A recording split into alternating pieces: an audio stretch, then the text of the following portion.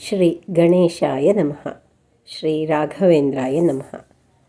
ಆಪದಾಮಪಹರ್ತಾರಂ ಸರ್ವಸೌಭಾಗ್ಯದಾಯಕಂ ಶ್ರೀನಿವಾಸಾಮಹಂ ವಂದೇ ನಿರ್ದೋಷಾಶೇಷಸದ್ಗುಣಂ ಅಭ್ರಮಂ ಭಂಗರಹಿತಂ ಅಜಡಂ ವಿಮಲಂ ಸದಾ ಆನಂದತೀರ್ಥಮತುಲಂ ಭಜೇ ತಾಪತ್ರಯೂಪಹಂ.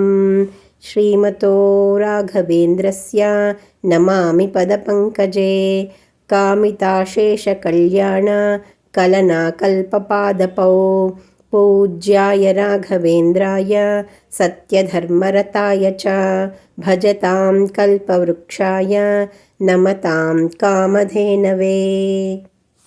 ಡಾಕ್ಟರ್ ವ್ಯಾಸನಕೆರೆ ಪ್ರಭಂಜನಾಚಾರ್ಯ ವಿರಚಿತ ಶ್ರೀ ರಾಘವೇಂದ್ರ ದರ್ಶನ.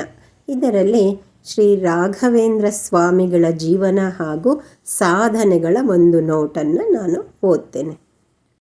ಇವತ್ತಿನ ಭಾಗದಲ್ಲಿ ತಂಜಾವೂರಿನಲ್ಲಿ ವಾದಿ ನಿಗ್ರಹ ಮತ್ತು ತಪ್ತ ಮುದ್ರಾಧಾರಣದ ಸಮರ್ಥನೆ ಬಗ್ಗೆ ತಿಳಿದುಕೊಳ್ಳೋಣ. ತಂಜಾವೂರಿನಲ್ಲಿ ವಾದಿ ನಿಗ್ರಹ. ಸಂಚಾರ ಕ್ರಮೇಣ ಶ್ರೀ ಸುಧೀಂದ್ರರು ತಂಜಾವೂರಿಗೆ ದಿಗ್ವಿಜಯ ಮಾಡಿದರು. ಅಂದಿನ ಕಾಲಕ್ಕೆ ತಂಜಾವೂರು ಸಹ ಒಂದು ಪ್ರಮುಖ ವಿದ್ಯಾಕೇಂದ್ರವಾಗಿತ್ತು.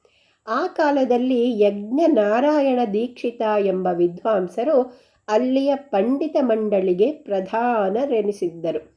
ಪದ್ಧತಿಯಂತೆ ಶ್ರೀಗಳವರ ಸಮ್ಮುಖದಲ್ಲಿ ವಿದ್ವದ್ಗೋಷ್ಠಿಯೊಂದು ಆರಂಭವಾಯಿತು. ಎಂದಿನಂತೆ ವೆಂಕಟನಾಥರೇ ಶ್ರೀಗಳವರ ಕಡೆಯ ಮುಖ್ಯ ವಿದ್ವಾಂಸರು.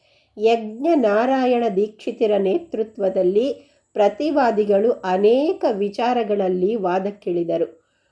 ಶುಲ್ಪ ಸೂತ್ರಗಳಿಗೆ ವ್ಯಾಖ್ಯಾನ ಬರೆದಿದ್ದ ಒಬ್ಬ ಪಂಡಿತ ವೆಂಕಟನಾಥರಿಂದ ಮೊದಲು ಪರಾಭವಗೊಂಡ.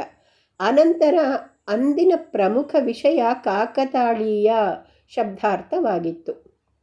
ಎಲ್ಲರ ವಿಚಾರಗಳು ಮುಗಿದ ಮೇಲೆ ವೆಂಕಟನಾಥರು ತಮ್ಮ ವಿಚಾರವನ್ನು ಮಂಡಿಸಿದರು. ಕಾಕತಾಳೀಯ ಎಂಬ ಪದದಲ್ಲಿ ಕಾಕ ಶಬ್ದವು ಕಾಗೆಯ ಆಗಮನವನ್ನು ಸೂಚಿಸುತ್ತದೆ. ತಾಳ ಶಬ್ದವು ಫಲೇ ಲುಕ್ ಎಂಬ ಸೂತ್ರದಂತೆ ತಾಳಫಲವನ್ನು ಸೂಚಿಸುತ್ತಾ ಅದರ ಪತನ ರೂಪ ಕ್ರಿಯೆಯನ್ನು ತಿಳಿಸಿಕೊಡುತ್ತದೆ. ಸಮಾಸವಾಗಿರುವುದರಿಂದ ತದ್ವಿಷಯಾತ್ ಎಂಬ ಸೂತ್ರದಂತೆ ಇವ ಎಂಬ ಅರ್ಥದಲ್ಲಿ ಇದು ಛ ಪ್ರತ್ಯಯಾಂತವಾಗಿದೆ. ಕಾಕಾಗಮನಮಿವ ತಾಳಪತನ ಇವ ಸ್ಥಿತಃ ಎಂದು ಇದರ ಒಟ್ಟು ಅರ್ಥ. ದೈವವಶಾತ್ ಕಾಗೆ ಬರುವ ಸಮಯದಲ್ಲಿ ಅದು ತಿನ್ನಲು ಯೋಗ್ಯವಾದ ಪಕ್ವವಾದ ತಾಳೆಹಣ್ಣು ಬೀಳುವುದು ಹೇಗೋ ಹಾಗೆ ಎಂಬುದು ಇದರ ಒಟ್ಟು ತಾತ್ಪರ್ಯ.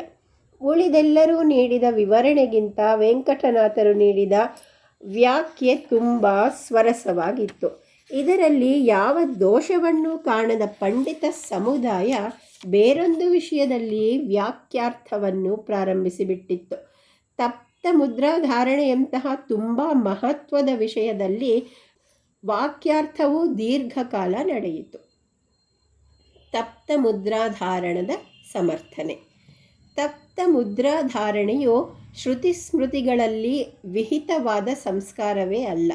ಅವೈದಿಕವಾದ ಅದರ ಧಾರಣೆ ಅನರ್ಥಕರ ಎಂಬುದು ಎಲ್ಲರ ಒಟ್ಟು ಪೂರ್ವ ಪಕ್ಷವಾಗಿತ್ತು. ಪುನಃ ವೆಂಕಟ ಭಟ್ಟರು ಅವರನ್ನೆಲ್ಲ ಒಂಟಿಯಾಗಿಯೇ ಎದುರಿಸಿದರು. ಅವರಿಗೆ ಅಪಾರ ವಿದ್ವತ್ತಿನೊಂದಿಗೆ ಅಪೂರ್ವ ಗುರು ಅನುಗ್ರಹವೂ ಇದ್ದಿತ್ತು.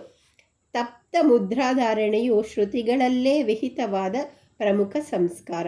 ಸುವಾಸಿನಿ ಸ್ತ್ರೀಯರಿಗೆ ಮಂಗಳಸೂತ್ರ ಹೇಗೋ ವೈಷ್ಣವರಿಗೆ ತಪ್ತ ಮುದ್ರಾಂಕಣ ಹಾಗೆ. ಯಾವುದೇ ಸಂಸ್ಕಾರವು ನಿಜಕ್ಕೂ ವೈಷ್ಣವವೆನ್ನಿಸುವುದು ತಪ್ತ ಮುದ್ರಾಂಕನವಿದ್ದಾಗ ಮಾತ್ರ. ನಾಮಕರಣ, ಉಪನಯನ, ವಿವಾಹಾದಿ ವಿಶೇಷ ಸಂಸ್ಕಾರಗಳಲ್ಲಿ ಮಾತ್ರವಲ್ಲದೆ ಪ್ರತಿ ವರ್ಷವೂ ಚಾತುರ್ಮಾಸ್ಯದಲ್ಲಿ ಇದು ಅವಶ್ಯ ಕರ್ತವ್ಯವಾಗಿದೆ. ಅದರಲ್ಲೂ ಪ್ರಥಮ ಏಕಾದಶಿ, ಅದಾಗದಿದ್ದಲ್ಲಿ ಕೊನೆಯ ಏಕಾದಶಿ ಅಥವಾ ಭಾದ್ರಪದ ಶುಕ್ಲದ ಪರಿವರ್ತನ ಏಕಾದಶಿ, ಇವುಗಳು ಇದಕ್ಕೆ ಕ್ರಮವಾಗಿ ತುಂಬ ಶ್ರೇಷ್ಠವಾದ ಕಾಲ. ಅದಿಲ್ಲದೆ ಮಾಡುವ ಪಾಠ ಪ್ರವಚನಗಳು, ಸಂಧ್ಯಾದಿಗಳು ಮೊದಲಾಗಿ ಸಕಲ ಸತ್ಕಾರ್ಯಗಳು ವ್ಯರ್ಥವೆನ್ನಿಸುತ್ತವೆ. ಇದನ್ನು ಪರಮಹಂಸರಾದ ಗುರುಗಳಿಂದಲೇ ಪಡೆಯಬೇಕು. ಅರ್ಹತೆ ಇಲ್ಲದವರಿಗೆ ಇದನ್ನು ಸ್ವೀಕರಿಸುವುದು ನರಕಾದ್ಯನರ್ಥಕ್ಕೆ ಸಾಧನ. ಸ್ಮೃತಿಗಳಲ್ಲಿ ಕೆಲವೆಡೆ ತಪ್ತ ಮುದ್ರಾ ಧಾರಣೆಯು ನಿಷಿದ್ಧವೆಂಬಂತೆ ಬಂದಿರುವ ವಾಕ್ಯಗಳು ಅಸುರ ಮೋಹಕವೇ ಹೊರತು ಬೇರೆಯಲ್ಲ. ವಿಹಿತವಾದ ಮಂತ್ರ ಹೋಮಾದಿಗಳಿರದ ಪರಮಹಂಸರಲ್ಲದವರು ಕೊಡುವ ತಪ್ತ ಮುದ್ರಾಂಕಣ ಮಾತ್ರವೇ ನಿಷಿದ್ಧ ಎಂದು ಅವುಗಳ ಭಾವ. ಅಂತೂ ತಪ್ತ ಮುದ್ರಾಂಕಣವು ಸ್ಮೃತಿ ಸಮ್ಮತವಾದ ಪರಿಶುದ್ಧವೂ ಶುದ್ಧ ವೈಷ್ಣವವೂ ಆದ ಶ್ರೇಷ್ಠ ಸಂಸ್ಕಾರವೆಂಬುದು ಖಚಿತ. ಸುದೀರ್ಘವೂ ಅಸ್ಫಲಿಖಿತವೂ ಆದ ವಾದಸರಣಿಯಲ್ಲಿ ಋಗ್ವೇದ, ಶತಪಥ ಬ್ರಾಹ್ಮಣ, ಅಥರ್ವಣ ಶ್ರುತಿ, ಕಠವಲ್ಲಿ ಶ್ರುತಿ ಮೊದಲಾದ ಶ್ರುತಿ ವಾಕ್ಯಗಳಿಂದಲೂ ವಿಷ್ಣು, ಪದ್ಮ, ಬ್ರಹ್ಮಾಂಡ ಮೊದಲಾದ ಪುರಾಣಗಳಿಂದಲೂ ಮಹಾಭಾರತ, ಹರಿವಂಶಗಳಿಂದಲೂ ಅತ್ರಿ, ವಸಿಷ್ಠ, ಹಾರೀತ, ಶಾಂಡಿಲ್ಯ, ಪರಾಶರ, ವೃದ್ಧಮನು, ವಿಷ್ಣು ಮೊದಲಾದ ಸ್ಮೃತಿಗಳಿಂದಲೂ ಅವರು ಉದಹರಿಸಿದ ಪ್ರಮಾಣಗಳಿಗೆ ಪ್ರತಿಪಕ್ಷಿಗಳು ತಲೆಬಾಗದೆ ವಿಧಿಯೇ ಇರಲಿಲ್ಲ. ವೆಂಕಟನಾಥರ ಅಂದಿನ ವಿಜಯ ಸಮಸ್ತ ವೈಷ್ಣವ ಸಿದ್ಧಾಂತಕ್ಕೆ ಸಂದ ವಿಜಯವಾಗಿತ್ತು. ವಿಷಯದಲ್ಲಿನ ಸ್ಫುಟತ್ವ, ಪ್ರಾಮಾಣಿಕತ್ವಗಳೊಂದಿಗೆ ಅವರ ಪ್ರತಿ ಮಾತಿನ ಹಿಂದೆಯೂ ತುಂಬಿದ್ದ ವೈಷ್ಣವ ದೀಕ್ಷೆ ಆಸ್ತಿಕರ ಆನಂದಕ್ಕೆ ಪಾರವಿಲ್ಲವಾಗಿಸಿತ್ತು. ಪ್ರತಿಪಕ್ಷಗಳಿಗೆ ಉಸಿರೆತ್ತಲೂ ಅವಕಾಶವಿಲ್ಲದಂತಹ ಖಚಿತ ಪರಾಭವ ಒದಗಿತ್ತು.